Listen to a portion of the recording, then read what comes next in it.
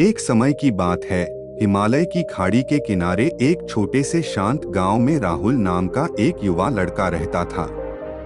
राहुल अपने क्रोधी स्वभाव और चंचल मन के कारण गांव भर में प्रसिद्ध था। उसका मन हर समय विचारों से भरा रहता था। सोचो कि उसके विचारों के तूफान ने उसके मन को एकदम बेचैन कर दिया था। उसके जीवन से शांति मानो गायब हो गई थी और वह हमेशा अपने ही ख्यालों में खोया रहता था और तनावपूर्ण जीवन जी रहा था। उनके अशांत मन और क्रोध के कारण उनके अपने परिवार के सदस्यों और गांव वालों से भी संबंध अच्छे नहीं थे, जिससे वह और भी अधिक अकेला और अपमानित महसूस करने लगा। वह और भी अधिक मानसिक तनाव की स्थिति में चला जाता है। एक समय की बात है, राहुल अपने गांव की गलियों में घूम रहा था। तभी उनकी मुलाकात एक बौद्ध भिक्षु से हुई जो एक पेड़ की छाया के नीचे ध्यान में बैठे थे। बौद्ध भिक्षु के चेहरे से निर्मल शांति की आभा झलक रही थी। इस असीम शांति में राहुल बौद्ध भिक्षु की ओर आकर्षित हुआ। जब राहुल बौद्ध भिक्षु के करीब आया तो उसे अपने आसपास एक सकारात्मक ऊर्जा का एहसास हुआ। भरत को एहसास हुआ कि इस असीम शांति और सकारात्मक ऊर्जा का स्रोत कहीं न कहीं इस बौद्ध भिक्षु के भीतर ही है। इसलिए वह वहीं बैठकर उसकी आंखें खुलने का इंतजार करने लगा। थोड़ी देर बाद जब बौद्ध भिक्षु की आंख खुली तो उसने एक युवा लड़के को अपने सामने बैठा पाया, जो बहुत तनावग्रस्त और नकारात्मक भावनाओं से भरा हुआ लग रहा था।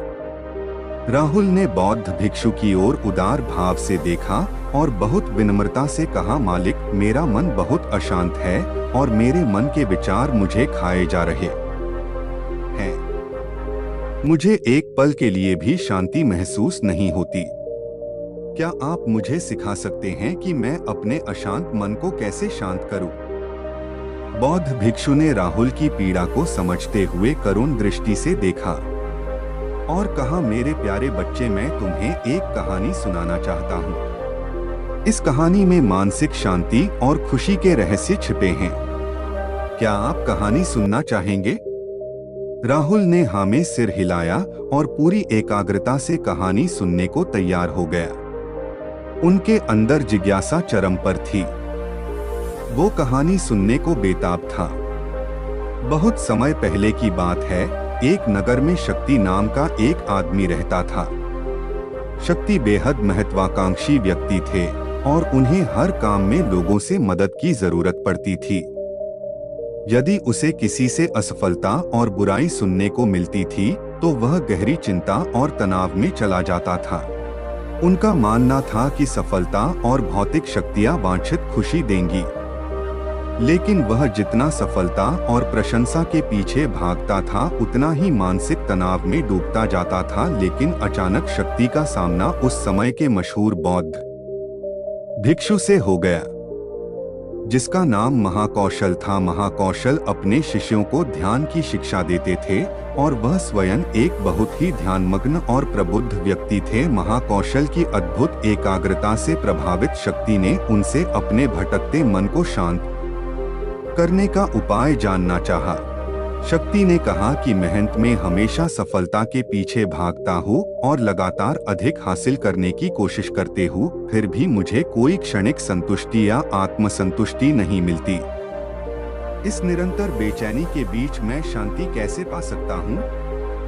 बौद्ध भिक्षु ने करुण दृष्टि से उसकी ओर देखा और उत्तर दिया, आपका मन एक अशांत नदी की तरह है जो हमेशा बहती रहती है। आप कभी भी शांत नहीं रह सकते। इसलिए इस अशांत मन को शांत करने के लिए आपको अपने विचारों को बिना किसी रुकावट के जाने देने की कला सीखनी होगी। शक्ति को आश्चर्य हुआ और उसने पूछा कि मैं अपने विचारों को कैसे जाने दूं? आखिर मैं भी तो अपनी इच्छाओं और महत्वाकांक्षाओं से बंधा हुआ हूँ। यह सुनकर बौद्ध भिक्षु मुस्कुरा दिए। बौद्ध भिक्षुक कहा, कल्पना करें कि आपके हाथ में पानी का एक गिलास है। अब आप इसे जितनी देर तक पकड़कर रखेंगे यह उतना ही भारी होता जाएगा। और अगर आप इसे काफी देर तक पकड़े रहेंगे तो आपके हाथ में दर्द होने लगेगा। लेकिन अगर आप उस पकड़ को ढीला कर दें और छोड़ दें तो आपका बोझ खत्म हो जाएगा। राहुल ने पूरी कहानी और उसका संदेश ध्यानपूर्वक सुना। वह समझ गया कि अपने विचारों और इच्छाओं से चिपके रहने से उसका बोझ बढ़ जाता है और अंदर ही अंदर अशांति पैदा कर देता है। अब राहुल को कहानी का अंत सुनने की उत्सुकता से प्रतीक्षा थी कहकर बौद्ध भिक्षु ने कहानी जारी रखी। एक बौद्ध भिक्षु की बात मानकर शक्ति ने विचारों को त्यागने का अभ्यास शुरू कर दिया। वह बिना किसी पूर्व निर्णय के अपने विचारों और भावनाओं को आते और जाते देखता था। अब उसने विचारों को पकड़ना बंद कर दिया था। विचार उठते थे और अपने आप चले जाते थे। धीरे धीरे उसे यह एहसास होने लगा कि उसकी इच्छा और भावना ही सभी दुखों का कारण है। जैसे जैसे शक्ति ध्यान में गहरे उतरते गए, उन्होंने पाया कि वर्तमान में जीना ही आंतरिक शांति का एकमात्र स्रोत है। वह खुद को वर्तमान में स्थापित करके अपने मन की निरंतर बकवास से छुटकारा पा सकता था। धीरे धीरे शक्ति का मन एक शांत झील की तरह हो गया जो बाहरी दुनिया को अपने अंदर प्रतिबिंबित करती है। उन्होंने जीवन की सादगी में संतोष को अधिक महत्व दिया और भौतिक संपत्ति के प्रति अपना लगाव छोड़ दिया। जैसे ही शक्ति में ऐसे बदलाव की खबर लोगों के बीच फैली, दूर दूर से लोग मार्गदर्शन लेने आने लगे। लोगों को विचारों को मुक्त करने की कला सिखाना और उन्हें अपने भीतर शांति खोजने के लिए मार्गदर्शन करना, वह लोगों के बीच शांति और ज्ञान का प्रतीक बन गया। शक्ति और साधु की कहानी समाप्त कर महाकौशल बौद्ध भिक्षु कुछ देर के लिए चुप हो गए ताकि इस कहानी का अर्थ राहुल के मन में अच्छी तरह बैठ जाए। राहुल ने बौद्ध भिक्षु की ओर देखा तो उनकी आंखों में अब एक नई समझ दिखाई दे रही थी। राहुल ने धीरे से कहा कि मुझे इस कहानी में ज्ञान दिखता है, लेकिन मैं इसे अपने जीवन में कैसे लागू करूं? मैं अपने अशांत मन को कैसे शांत कर सकता हूं? राहुल के इस सवाल पर बौद्ध भिक्षु गर्मजोशी से मुस्कुराते हैं और फिर कहा कि अशांत मन को शांत करने का अभ्यास आत्मजागरूकता से शुरू होता है। अपने भीतर उठने वाले विचारों का निरीक्षण करने के लिए प्रतिदिन कुछ समय निकालें। उन भावनाओं पर ध्यान दें जो आपके मन में आती हैं और देखें कि वे कैसे आती हैं और आकाश में गुजरते बादलों की तरह चले जाएं। राहुल ने आंखें बंद कर ली और बौद्ध भिक्षु के कहे अनुसार अपने विचारों का अवलोकन करने लगे। जैसे ही उसने अपने भीतर उठने वाले विचारों पर ध्यान देना शुरू किया, उसे इसका एहसास हुआ। उसे अपने अंदर चिंता और इच्छाओं की एक निरंतर धारा बहती हुई महसूस हुई। सिर्फ एक एहसास ने ही उसे एक अद्भुत शांति का एहसास कराया। उन्हें यह भी एहसास हुआ कि यह सभी विचारों और भावनाओं से अलग है। बौद्ध भिक्षु ने आगे कहा कि जैसे शक्ति ने खुद को सभी मोहमाया से अलग कर लिया था, वैसे ही अपने मन को अशांतकारी विचारों और भावनाओं से मुक्त करने का अभ्यास विकसित करो। बिना किसी पूर्वाग्रह के विचार को वैसे ही स्वीकार करें जैसे वह आता है और फिर धीरे धीरे उन्हें जाने दें और अपना ध्यान वर्तमान क्षण पर केंद्रित करें। लेकिन राहुल ने टोकते हुए कहा कि अगर विचार और भावनाएं इतनी मजबूत हैं तो क्या होगा? बौद्ध भिक्षु ने कहा यह बना रहता है और मन को छोड़ने से इनकार करता है। बौद्ध भिक्षु ने राहुल की बात से सहमति जताते हुए सिर हिलाया और कहा ऐसे कई मौके आएंगे जब आपके मन में सवालों का बवंडर चल रहा होगा।